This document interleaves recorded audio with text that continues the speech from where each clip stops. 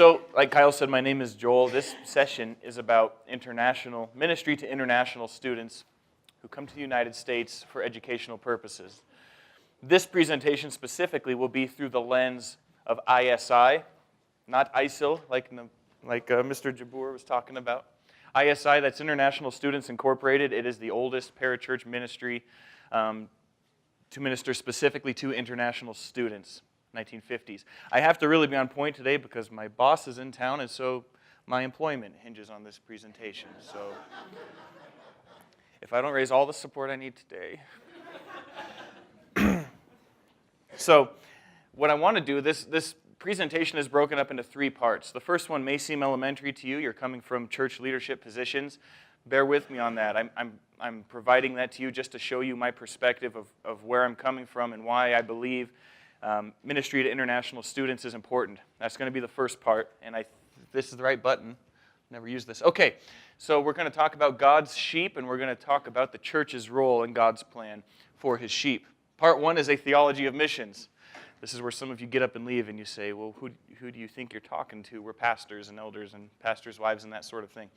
I understand. I just like to help people get on the same page, showing you my journey and what I've come to. And I think, and this will probably resonate with you, that it's a mistake anymore to walk into an evangelical conservative church in the West and to assume that everyone has a correct understanding of what the Bible says about God's plan for the world. We can't assume that. Because more often than not, people have very different ideas. Sometimes they have very wrong ideas. And so this has aided me get to where I am. Maybe it will aid you as well. We're not going to the typical Great Commission verses. So we're going to Ezekiel 34, classic Great Commission verse. Yeah, just kidding. So in Ezekiel 34, you're probably very familiar with this passage, but the brief summary is that God, speaking through the prophet Ezekiel, is addressing, really condemning or coming down on the leaders of Israel, the shepherds of Israel. He's coming down on them because, as you remember, they've only been feeding themselves. They've only been looking out for themselves. They have been neglecting the sheep. They have basically not been acting like shepherds. The shepherds are truly not shepherds, is what it comes down to. And so God, in reprimanding them, for lack of a better term, he gets to the good news. He says, I'm just going to go ahead and read it. For thus says the Lord God, behold, this is God speaking, I myself will search for my sheep and will seek them out. As a shepherd seeks out his flock when he is among his sheep that have been scattered, so will I seek out my sheep. And I will rescue them from all places where they have been scattered on a day of clouds and thick darkness. And I will bring them out from the peoples and gather them from the countries and will bring them into their own land. Now, obviously, you know what's going on here. We're talking about exile. We're talking about the immediate people of God, the nation of Israel, actually being scattered and that sort of thing. So here's what's really neat. When we jump to John 10, which I believe is a direct fulfillment, I think these two passages go hand in hand. Because just like in Ezekiel 34, when we had God speaking to the terrible leaders of Israel, in John 10, we have God speaking to the terrible leaders of Israel. This is like the rematch. Things have come full circle. So Jesus, God in the flesh, is addressing the Pharisees, and he said to them, truly, truly, I say to you, I am the door of the sheep. So we've brought back this sheep language, this shepherding language. And these guys, I think, probably would have been familiar with Ezekiel 34, what that would have said. These are guys who knew their scriptures quite well. I am the door of the sheep. All who came before me are thieves and robbers, but the sheep did not listen to them. I am the door. If anyone enters by me, he will be saved and will go in and out and find pasture. The thief comes only to steal and kill and destroy. I came that they may have life and have it abundantly. I am the good shepherd. That little phrase was meant to be so much more than a cute little sticker above your wood stove, above your cooking stove. I'm the good shepherd. It's like this cute picture of Jesus with a lamb. And I think rather, to be more correct with this, Jesus is contrasting himself with the poor shepherds. That's what's in mind here. We have had nothing but poor shepherds. In contrast, I am the good shepherd. Jesus is saying, remember when God said through Ezekiel, one day I'm going to come and take care of the sheep? He's saying, I'm him. That's me. I'm the good shepherd. The good shepherd lays down his life for the sheep. He who is a hired hand and not a shepherd, who does not own the sheep, sees the wolf coming, leaves the sheep and flees, and the wolf snatches them and scatters them. He flees because he is a hired hand and cares nothing for the sheep. This is where things get serious, as accented by the blue font. He restates himself, I am the good shepherd. I know my own, and my own know me, just as the Father knows me, and I know the Father. And I lay down my life for the sheep. This is what has really impressed me. And I have other sheep that are not of this fold. I must bring them also, and they will listen to my voice. So there will be one flock, one shepherd. Jesus has just taken the context of this immediate people, and he has said, Pharisees, not only have you failed at your job, but just in case you are thinking a little closed-minded about this, I'm about to blow the doors off the whole thing. This is so much bigger. He turns it into a global thing. I have sheep. They will listen. They are not of this fold. They're of another fold. There will be one flock. There will be one shepherd. For this reason the Father loves me, because I lay down my life that I may take it up again. Jesus transitions into referring to his death. He's just talked about how even prior to going to the cross, he says, I have sheep, but they haven't been brought yet, but they're mine. And how does that even work?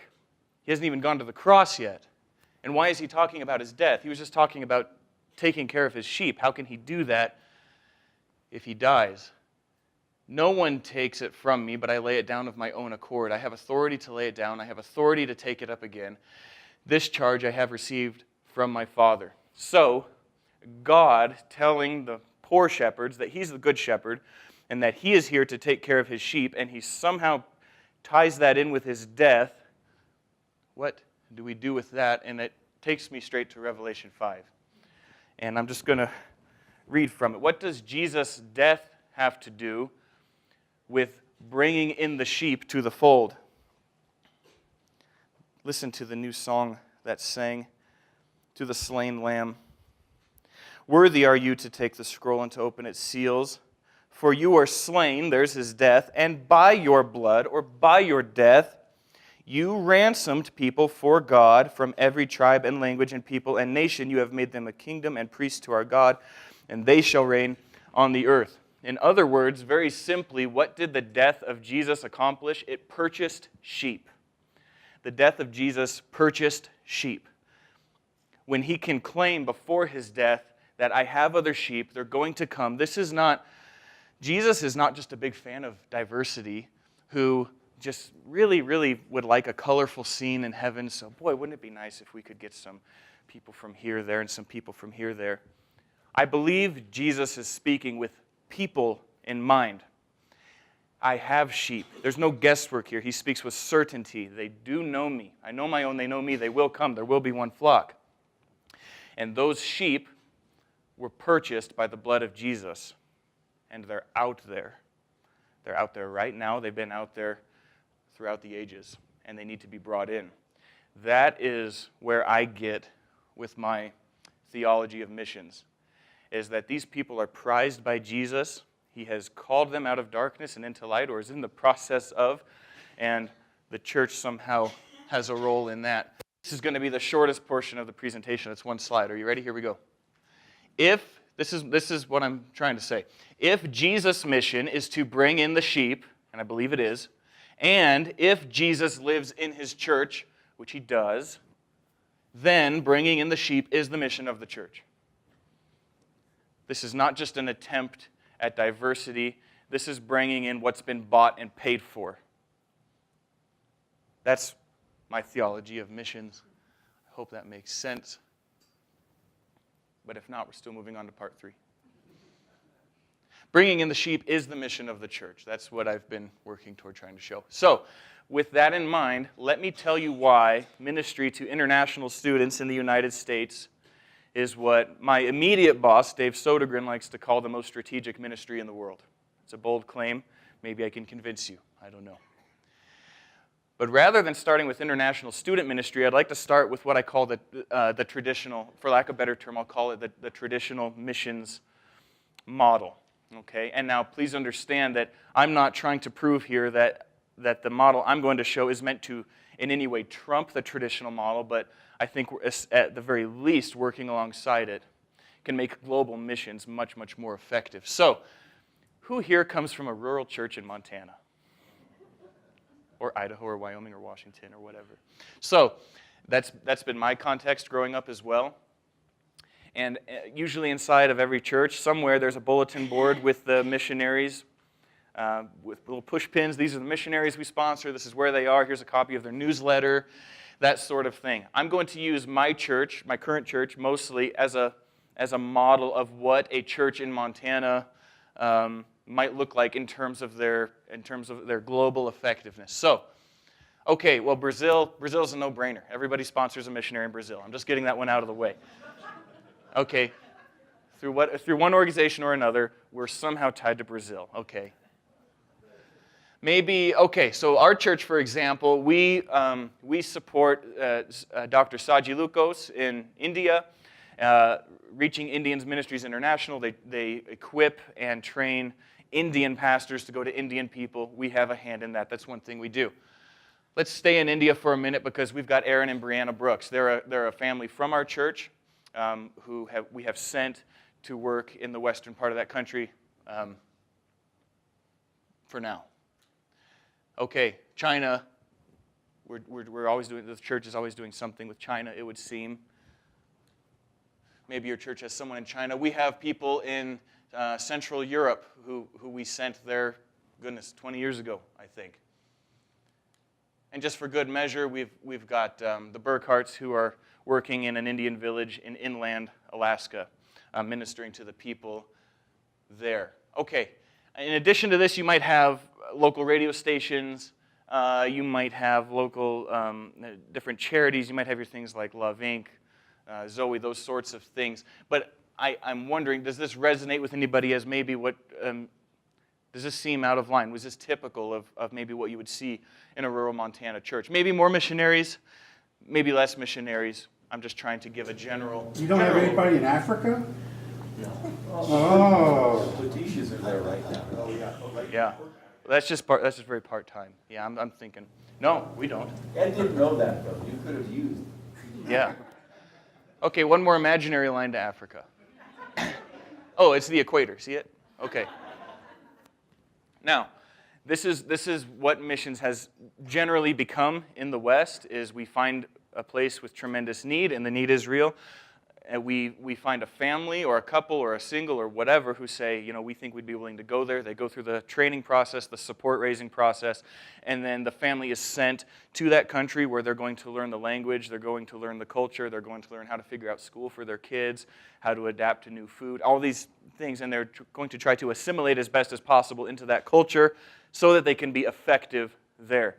And many of them are, and I'm thankful for the missionaries who are willing to go around the world. That is the traditional model. So what I'd like to show you now is the international student model, for lack of a better term. Okay, we talked about some of these countries where we send missionaries. Let's start with India. India, Simon will correct me if I'm wrong on this, is in the top 2 sending countries in the world for international students. India and China, I think, are the top 2 that send people to the United States, to the UK, and to Australia are the 3 top receiving places in the world for international students. India's the top. China is not far behind them. Brazil, I think of Bozeman especially here, we have dozens and dozens of Brazilians who come here to study engineering. We have people from Central Europe, the same place we've sent a family. We've got people from there. We've got people from the Congo. We've got people from, did another line come? No. We've got people from the west coast of Africa. We've got people from all over the Middle East, places like Saudi Arabia, places like Kuwait and Iran. We've got people from Japan. We've got people from South Korea. We've got people from all over Southeast Asia. We've got people from inland Asia. We've got people from Mongolia and Nepal and Australia and Scandinavia and the UK and other parts of Europe like Germany, France, and Spain. We've got people from Russia. We've got people from Ecuador and Bolivia. We've got people from Mexico. We've got people from Central America, Canada, South Africa, Egypt, and I just met a guy this semester from an island called Mauritius. I didn't even know it existed. It's off the coast of Madagascar, and he's here to study right now. And here's the deal. When I created this PowerPoint, these are just the countries that came to me in the top of my head in 5 minutes. More accurately, we have students from nearly every nation in the world. I think North Korea is probably holding off on sending their students, but virtually every nation in the world sending their best and brightest to the United States to get a higher education. In Bozeman alone, we have near 70 nations represented here. We're closing in on 1,000 international students just a stone's throw from here at Montana State University. This was just off the top of my head. The reason this is strategic, and we're going to go through these in more depth, is that as education is becoming increasingly more important, the nations of the world still look at the United States as being the best provider of that education, and that is where they are choosing to send their best and brightest students. We have more than 1 million international students in the United States right now, and that number, according to Doug Shaw, our president, who visited here recently, that number is expected to double by the year 2025. So twice the population of this state, all international people in our universities 10 years from now. This is a mission field that is not going away. I hope that graphic can help illustrate that. I want to talk to you about some of the benefits of the ISI model, or just International Student Ministry model. Again, I'm doing this through the lens of ISI. No language barrier. Okay, so we talked about the missionary family who uproots and goes to Brazil and has to learn Portuguese. Well, the nice thing about doing international student ministry, and this is much more than just a convenience, which I'll explain, the students who have come here, they either come here for the purpose of learning English or they already have. English, is still the business language of the world, and a lot of people speak it, especially the educated people. Most of them speak it. If they don't speak it, they have remedial classes here where they brush up on it and they learn to speak it rather quickly. So they have learned to speak our language. We learned yesterday how big a deal communication is when we were hearing about Babel and everything. That barrier has already been crossed for us. So rather than worrying, having language as one focus, as we're also focusing on, okay, how are we going to get our kids to school in this new culture and that sort of thing, that part's taken care of for us. You can engage these students right now.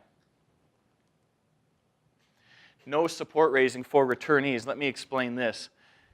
This is part of why this is so strategic. If we have students come to us, not believers, but they're the sheep and they get brought into the fold, they profess Christ, they are followers of Jesus, they finish their education, and they return to their country. They return to Saudi Arabia or any part of Europe, any of these places we mentioned. If they return there and we have discipled them while they're here, you have just sent a missionary back to their own country free of charge who can reach their own people infinitely better than you ever could. Because they know the language, because they know the culture, because they know their way around, they know customs. It's smart. Yesterday, I forget who was talking, they said strategic sounds so militaristic. So okay, I'm just going to substitute the word smart. This is smart. This is a smart thing to do.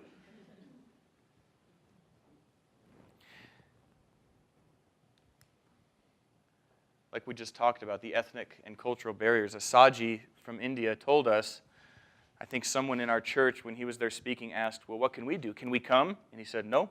He said, don't come. He said, if you come into one of the smaller villages and try to go door to door talking to people, you won't last real long. You'll be asked to leave. No one will give you the time of day. He said, just the fact that I am a local from that place, I'll get an audience. I can do what you can't do because I understand how the people work and because I'm one of them. Hallelujah. Vulnerability. This is one instance where vulnerability is a very, very good word. We like vulnerable people, and here's why. we'll just use the example of a Saudi Arabian. If a Saudi Arabian guy or girl applies to study overseas, knowing they will probably come to the United States, or they have a good chance of coming to the United States, wherever their government chooses to send them specifically, the fact that they have taken that step to be willing to come here shows that they have already let down their guard in tremendous ways. Tremendous ways. They are wanting to experience new ideas. They are willing to hear about different philosophies, different ways of life, not limited to Christianity. You'd be amazed how many of them want to know about Christianity, even at just an intellectual level, but that's a start. They've let their guard down. They realize that they're here kind of playing on our terms. They're here in our court. And so they're very much less on the defensive, okay, because they're here willingly in our neck of the woods. They're vulnerable to hear the gospel. In fact, I have one friend from Iran who expressed, and he's not a believer as of right now that I know of, but he told me after we've had some conversations, he said, now that I'm in the United States, I've been here for about 6 months or so, he said, I feel like I can finally just think for myself and breathe. I said, well, that's good. Let's keep thinking. Let's certainly keep breathing. Let's keep thinking together. This is huge. This is huge. They don't grab names out of a hat and send people on scholarship to study overseas. That's not how it works. I use the term best and brightest. These students are the best and brightest of their nations. These are the future engineers. These are the future politicians. These are the future people of influence, just to shorten that. These are people who statistically will go back to their home nations, and they will be in a position where they can influence other people. If I'm not mistaken, last I heard, I think it was at 49-point-something%, but nearly half of the heads of state in the world, national leaders, right now, received their higher education in the United States. Right now, the cabinet in Iran has more people in it who receive their higher education in the United States than the United States does. So, these people return to positions of influence. If we can influence them while they're here, we are probably getting the best bang for our buck, which is extremely cheap because they're right there. Their attorneys do have a great potential to return to their nations as leaders. So, with all of that in mind, I want to tell you specifically what we do. By we, I mean ISI. What do we do? Friendship evangelism, that is a term that makes a lot of people shy away and say, well, what do you mean? Well, here's what we don't mean. What we don't mean is that terrible saying, preach the gospel, use words if necessary. That's not what we mean. We are all about the gospel. The gospel is the only reason we're in this mission. We realize that faith comes by hearing and hearing by the word of Christ. The gospel must be articulated to people if they are to understand it and receive it. We get that. Here's what we don't do. We don't meet them at the airport and hand them a tract. We don't do that sort of thing. We meet them at the airport and say, hey, you need a ride? Hey, is your room set up yet? Do you need a place to stay? How are you set up? Oh, you've never seen snow before? Do you need a winter coat? Can we help you with that? Do you have a bicycle? Oh, I got a friend who's getting rid of one. What we do by friendship evangelism, what we mean by that, is we actually have to become friends with these people. We don't have the convenience of handing them a tract and walking away. We come to love these people. They become our friends. We have them in our homes. These are people we pray for. These are people we cry with when they miss their families. These are people who become a part of our lives. And so we find ways to serve them. And we ask them, how can we serve you? Of course, we have enough people. Dave Sodergren, who's about to walk in here, you're all about to have a Bigfoot sighting. He's been in the business long enough to just kind of know, yep, there he is. He's been in the business long enough to know the right questions to ask or how we can serve different types of people from different areas. We earn their trust, and there's nothing false about it. We trust them, and they trust us. It's real relationship. That's what we mean by friendship evangelism. Tied in with that closely is what I just call life on life. Specifically, what we mean by this is something we just kind of fired up here that was dormant for a while, but what we do at ISI, we try to, we try to create touch points. We try to create overlap. What I mean by that is we try to create an environment where international students, this is part of what we do, where international students and local area Christians get together. We make that happen. It usually comes in the form of one of our Friday night dinners. We have one tonight. We invite international students, hey, come on over here. We want to feed you. We want to get to know you. We invite local volunteer Christians to come and just sit and talk with these people. And the idea there is not that we get together every other Friday and call it ministry. The idea there is that the local Christians, as they build relationship with these people, they take ownership of that and they take it and they run with it. They're not here today, but they don't need to be. I'll give an example. One of the elders in my church, Larry Shavilicek, his wife and he started coming maybe 6 months ago to our events. And they learned very quickly that they click with the Brazilians. For whatever reason, they click with the Brazilians really well. They're easy to talk to for Larry and Mary. They're easy to spend time with. And what has happened, where they are now, Larry and Mary are doing stuff with Brazilians all the time that ISI doesn't even know about. They've taken it and ran with it. They're having them to their home for holidays. They're hiking the M. They're going to Yellowstone. And they have real relationship with these people. And that's exactly what we want to happen. ISI exists to create that opportunity. That's part of what we do. We have, I think, closing in on 400 staff nationally, but more than 20,000 volunteers. I think those figures sound right, David? Yeah. So the ministry is happening largely in the homes and in the lives of our volunteers who decide, you know what, I can include someone on my life. That's where the ministry is happening. That's what we mean by life on life. And here's what that can look like before I move on. People say, boy, I've had people who express an initial interest in that. I say, hey, would you like to be partnered up with an international student who desires to experience the American family life? Well, yeah, that sounds fine. And then they come back later and say, boy, we can't commit that amount of time. I say, what amount of time? What amount of time? You don't have to pencil in any extra time for this. This is what this could mean. It could be as simple as this. Oh, your daughter's having a birthday party. Why don't you invite your international friend to just come be in your home? Oh, you have to run to Billings to do something. Hey, guess what? None of these students drive. Any opportunity to get off campus for them is a banner day.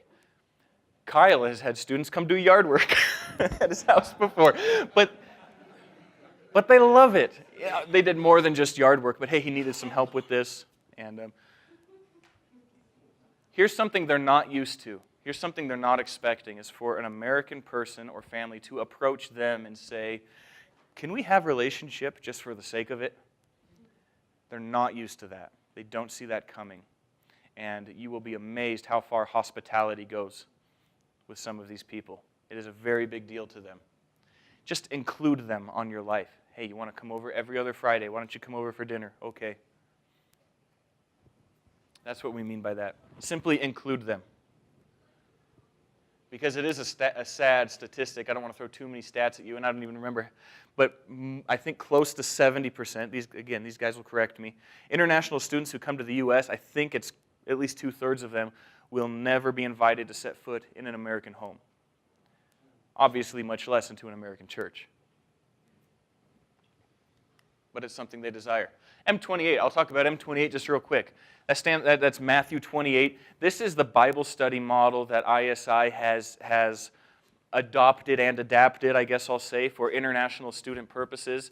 I won't go into terrible detail about it here. I'm not trying to sell it to you, but I'm just letting you know that we have this model that we have seen work at almost an exponential rate. It is simple. It is the most simple Bible study you will ever see, but it's thorough. It's 100% in the Word, and as they say, it's an unbeliever can lead this Bible study. If that sounds blasphemous to you, it's true. Unbelievers do lead this Bible study and lead other people to Jesus in the process. It's amazing. All that said, when we have an opportunity, when we have students who do you want to learn about what the Bible teaches? Yeah, we do. When we have enough students to facilitate that, we employ M28. And so we have that as a go-to. So we're not just giving them hugs and feeding them lasagna. We do want them in the Word. Obviously, we're smart about when the right when to push things and when not to push things. But again, we've earned these people's trust, and they're our friends. So if they're not just going to turn and walk away, typically. So we have the M28 Bible study, church life. I want to clarify this because church life, our goal at ISI is not we got to get international students in church. That's not our goal. But when the situation calls for it, when we've got a guy here from the Middle East who very recently, somewhat recently, said, yes, I believe this, I want this. How do I become a follower of Jesus? And now he is. Well, we don't want to leave him hanging. And so he is plugged in with a local church. And we want that to happen. But I have talked to people who, when they hear international student ministry, literally just yesterday, we got to get them in. We got to get them in here. We got to get them in this building and hear them some good preaching. It's like, whoa, this person might not have ever even seen a Bible before.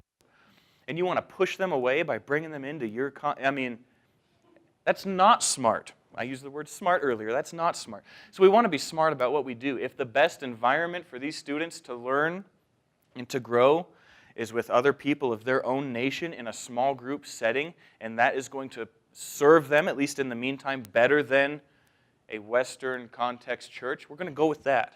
We're going to do that because our point here is discipleship, not attendance in a local conservative church. That's not our goal. So church life can be applicable. We would love to see people coming to faith and wanting to be part of bodies here, but that's not the end all in that sense. Okay, I hope I'm clear on that. Home nation connection, when possible, and it's not always, when possible, and when it's an option, when people come here and they return to their home nations, we like to set, if there is any kind of, and there's not always, if there is any kind of existing support network or group near their home where they're returning, we'd like to try to set them up with that, because what we don't want to do is have students come here. Oh, you're a Christian now? Okay. That's another one for the books. No, we do want to follow up, and we strive to follow up.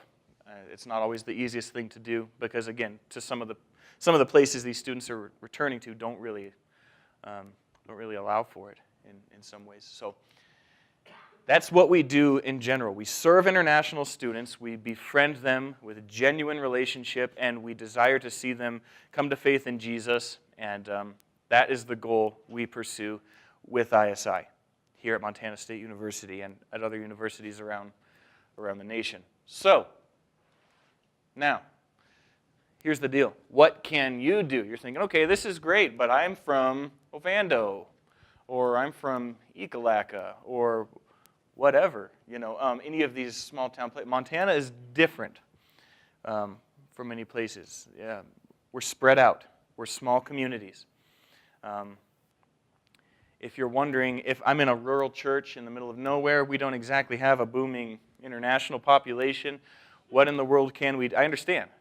And I've thought about this and I've prayed about this, and I want to tell you what I think you can actually do about international student ministry. And then hopefully we'll have some time for questions, which I really want to allot for. What can you do as church leaders in rural Montana? I will tell you.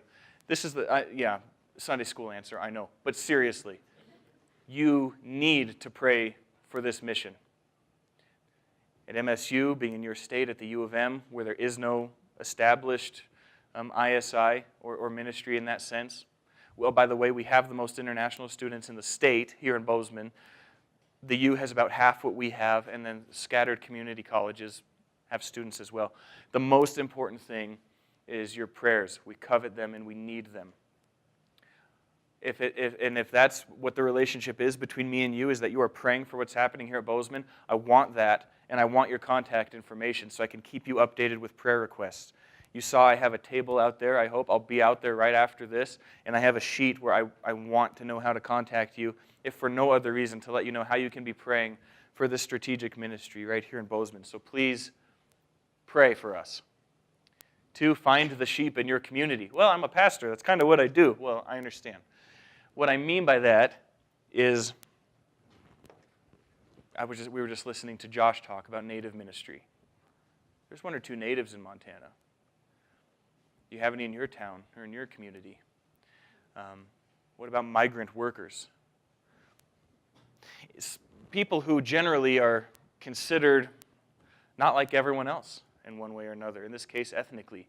Is there anyone in your community who is maybe set aside or maybe who is not reached because maybe they don't quite fit in?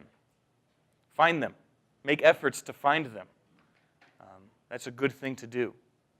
And obviously you would do this with anybody, red, yellow, black, or white, or precious in his sight. But take some time to think about it. Who here in this community is not being intentionally engaged? And do your research and find a way to do that. Find the sheep in your community. Plan an event. This is something, and I love this. Here's something you can do. You can plan an event, and here's what I mean by that. I'll give you an example. I'll throw Condon out there because we've talked about this in the past. If you're far from an international population, what does your culture in your town, what is your context, what do you have to offer, what defines you, what's something you do? Maybe if you're in Wilsall, it's the rodeo, or maybe if you're in the Swan Valley, you have tremendous fishing opportunities. Something you wouldn't think twice about. Well, yeah, we fish and we hunt and we camp. Okay. Well, these students, none of them have ever done any of that. Remember, pretty much everything we do, especially in the Wild West here, is new to these people, and they want to experience it. And when you get these students, especially outdoors, in the woods, in a boat, with a rifle, whatever, I don't say that jokingly. I don't know why you're laughing. I handed a loaded gun to an Iranian about a month ago. That just shows where we are with the ministry. It's awesome. So, so all that to say, plan an event because these students cherish being invited to go do things, even if it's something like branding cattle or whatever. So we've talked with the folks up at Condon, and hey, can we plan an event where maybe next summer we bring X amount of students up and we fish for a long weekend? Can we do that? And to the folks in Condon, I'm assuming, it's like, well, yeah, we fit. Yeah, sure, that's no problem on our part. So then what we would do is I would say, okay, you let us know how many students you can handle. Ask your church, how many boats can we round up? How much gear do we need? That sort of thing. Let us know, and we'll come up with the students. I guarantee you we'll have enough to meet how many students you can take. Plan an event, and we'll bring the students to you for special events. We want to do that. Okay? There's probably, obviously, certain parameters in what we can and can't do, but we actually get a list from ISI of kind of like approved events, and it's actually quite exhausting. I thought it was like breaking the rules by sneaking away and hunting with students, but I'm not. It's actually on the list, and so we're okay. But come up with an event and let me know, and we'll make it happen. And it'll be a wonderful opportunity for your church. I mean, I don't know how many people in 2 have ever sat down and had a conversation with an Arab Muslim in their living room over coffee. I mean, this is tremendous that the nations are here. It's tremendous. I think of our church. We're out at Dry Creek Bible Church. That's, as far as we know, that's the oldest Protestant church in the state. They've been meeting since 1884 at least. And I just wonder if the founders there, the people who started that church, ever would have dreamed that there would come a Sunday where we had people from not only the United States, but Switzerland, South Africa, and Iran in one service.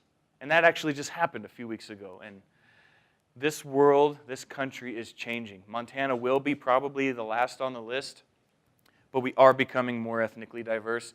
There is an Islamic center being built in this city right now. That's very real, and it's coming, and we rejoice at that because now we have an opportunity to actually act like Christians and to engage the world and to stop building our walls, but push our walls over and learn how to engage these people and see them as people who need a Savior, just like we do. They're just as lost as we were. So, rabbit trail, fine. Plan an event and let us know what you want to do. Let us know what you can offer.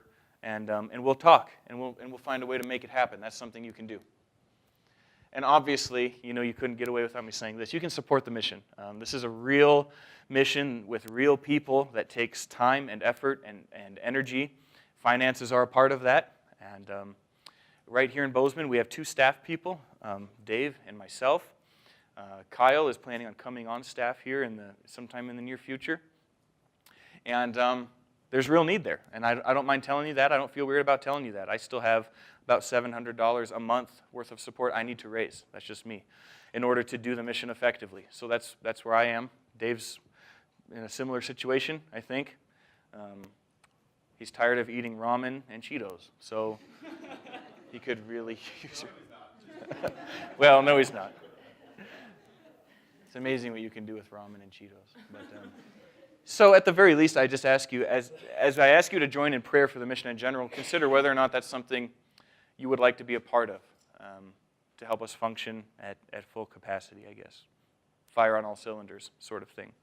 So, with all of that said, that's what we do with International Student Ministry. I hope you see why it's strategic. And at this point, I would love to have some dialogue and some questions. The Christian, yes. I just have to get this straight, Joel, and focus it so I can understand clearly the Two Dot Church and all those small rural churches around Montana and the neighboring countries that read Acts 1:8 that says that our basic responsibility in church is to meet needs regionally, locally, and globally, could actually pick you up as a missionary and fulfill probably all three of those things at the same time by supporting you, even though they don't have international students that they can do anything with. By investing in you, you can do that. Is that what I understand? Yeah. So, we're not told to go into all the nations and make disciples. We're told to go make disciples of all nations. If all the nations are here, well, then let's do it here. Let's do it where we're comfortable and where we can operate best as missionaries to people who are ready and willing to learn. You got your hand up there, Larry? Yeah. What do you do about a fishing license for international students? Yeah, that's no problem, actually. My friend Scott from South Africa, he's got his hunting license this year, and we're going to go elk hunting here in a couple weeks. So fishing licenses are even much easier. So FWP actually offers a deal with it where they will give students their licenses at a very good rate. Now, hunters, obviously, they have to go through hunter's ed and that sort of thing. Scott didn't, because he's a great white hunter from Africa and has killed things you only see in your dreams. But fishing, here's the deal. There's a difference between being a citizen and a resident. You only have to be a resident to qualify for the resident prices, meaning once you've lived here for 6 months, you're good to go. You are a resident of Montana, as long as you've got like a driver's license. So citizenship in that sense is kind of irrelevant. If you're a resident, you can get a license at the resident price and go fishing. So It would seem at first blush as though Kyle Lockhart were exploiting these students by having them do these hard work. However, after what I heard yesterday, given if we're dealing with people from a shame-based culture, actually being in their debt can be a good thing. Mm-hmm. So there you have it. Thank you. That was exactly what I was going for. Let's pretend he wasn't from Brazil.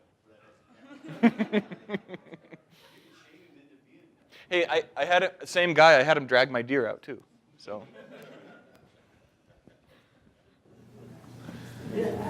yes. Well, just to reiterate how anxious they are to get into homes no matter what you have to do.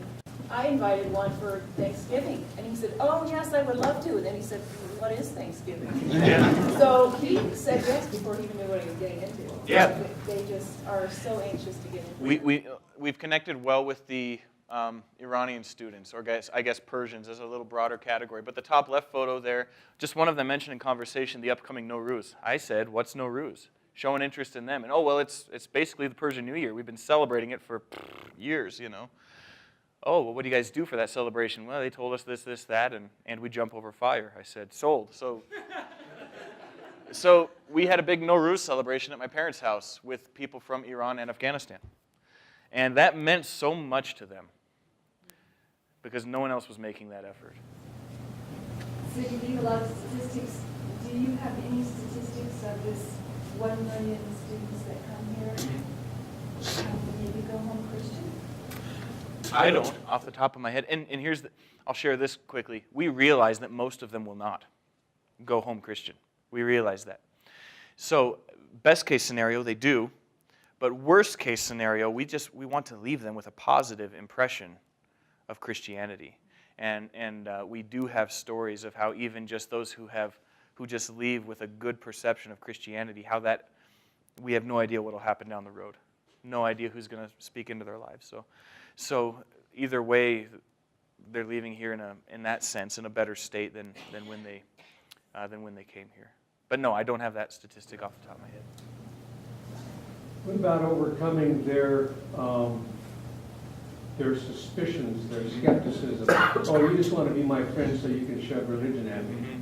Yeah, and that's precisely why we adopt this friendship evangelism model. I don't know if you guys realize, how many Saudis do we have here, Dave? More than 200. Roughly 120, I heard. Exactly.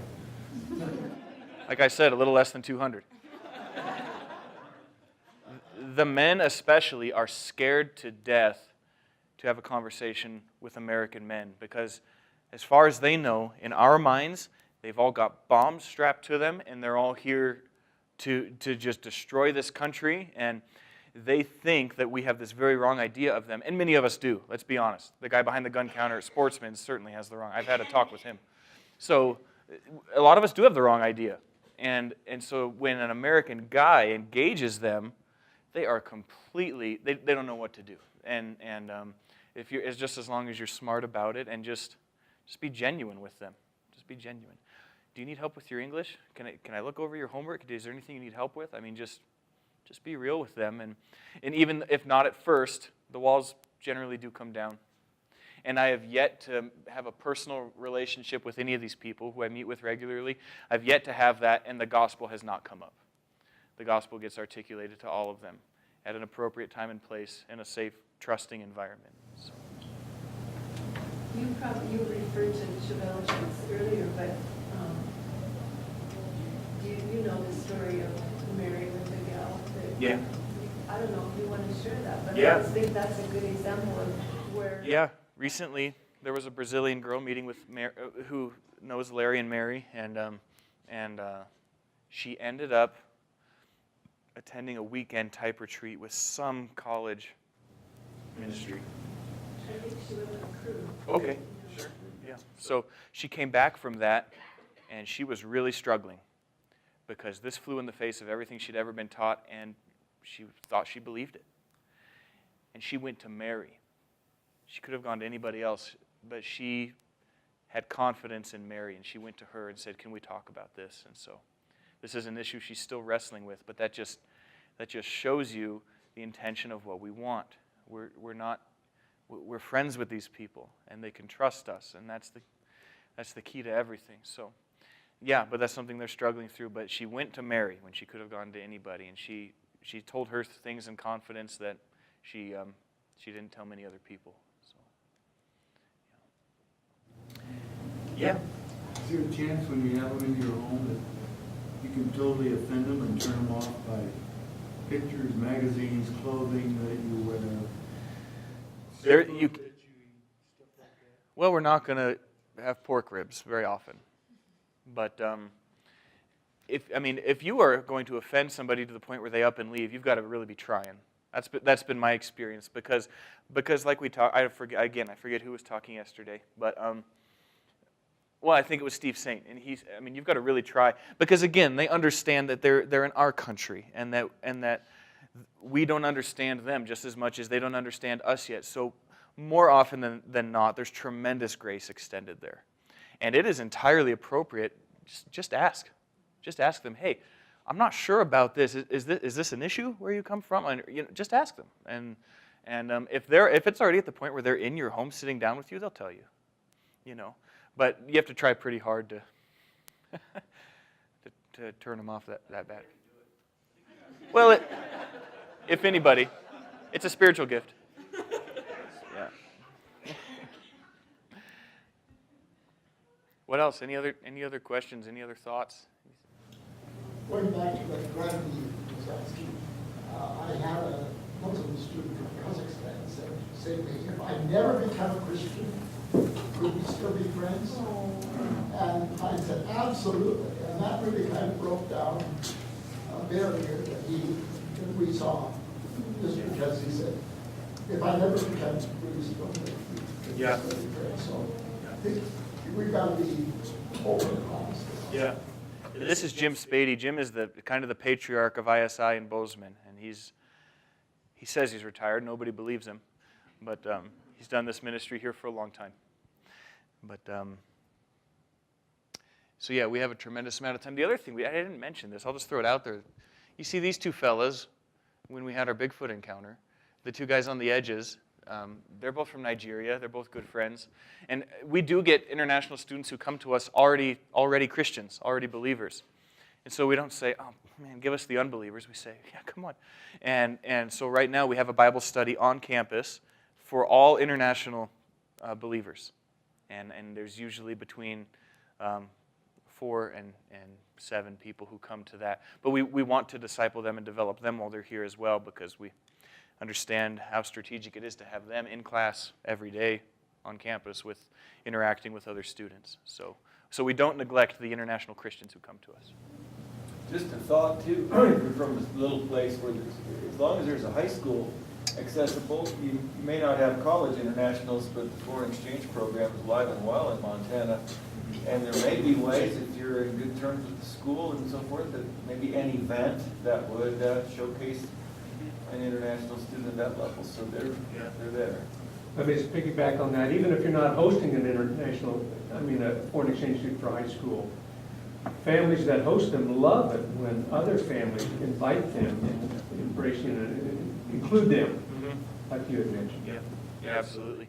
One thing I would just encourage, if and when you're in the position where you can interact with, and this kind of comes back to what you said, Larry, is you want to be as informed as possible about who they are, where they're coming from.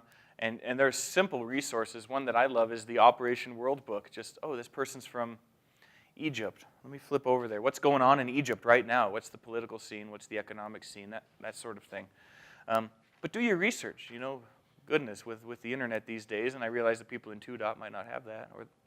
But with the internet these days, you can dig up info on pretty much any place and where people are from, and Islam and these sorts of things, and different belief systems. So do your homework and find ways to engage these people. So, Joe? yes.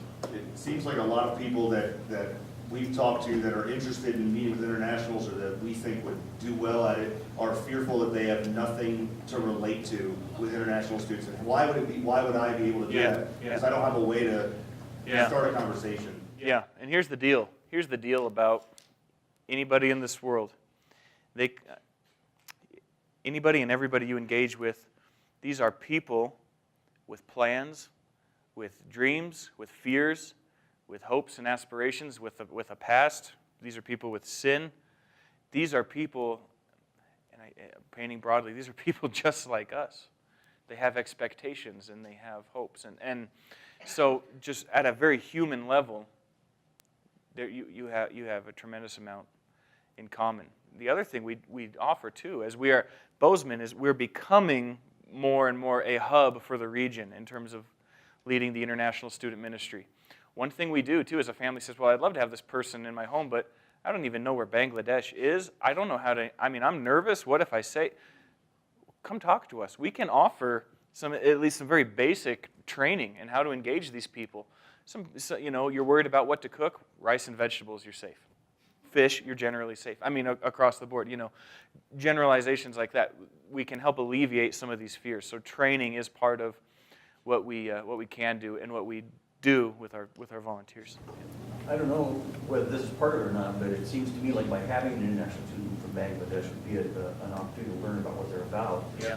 Do you guys then kind of coach them too, that you're going to be going into this family, like in Larry's case, who Sure. lives on this hill over here, and they do this, and so you prep them a little bit before they come? Sure. So it's kind of right now. Right now is a very interesting time because we have just started actually formally trying to partner students with families, like literally within the last couple weeks.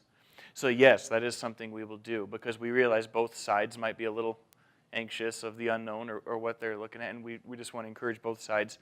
Just be yourself with these people. Answer questions, ask questions. Have fun. Joe, you're really smart. TC. Thanks. Yeah. So it's 11:59, so I think it's lunchtime. I'm going to pray real quick and then encourage you all as you go about your day. And before I do that, please, as a reminder, even if if prayer is something you're willing to commit to for us here in Bozeman, please stop by the table and put your name and email address on that notebook. I'm not going to chase you down afterwards and follow up with, hey, so did you want to give me some money? I'm not going to do that. What's in here stays in here, but please pray about these things, and let's pray. God, it is amazing that in a world, in a history where you have told us that you will call people to yourself from everywhere, it is amazing that you create such an easy opportunity for that here in our college campuses. Thank you for bringing people from all over the world to Montana State. Thank you for bringing these church leaders here today. I pray that as they listened to this and as we had dialogue, God, I ask that we would be so satisfied if at the very least, if they walked away from here with a greater appreciation of what you're doing globally. That's what we want, God. And we want to learn to love our neighbors, all of our neighbors, regardless of who they are, where they're from. And we want to help fulfill this mission that you have promised, that you will build your church and that the kingdoms of hell will not prevail against it. Thank you for letting us be a part of that. Help us constantly seek out ways we can do that in our own churches, in our own communities, and on our college campuses, God. Thank you for your Son. Amen.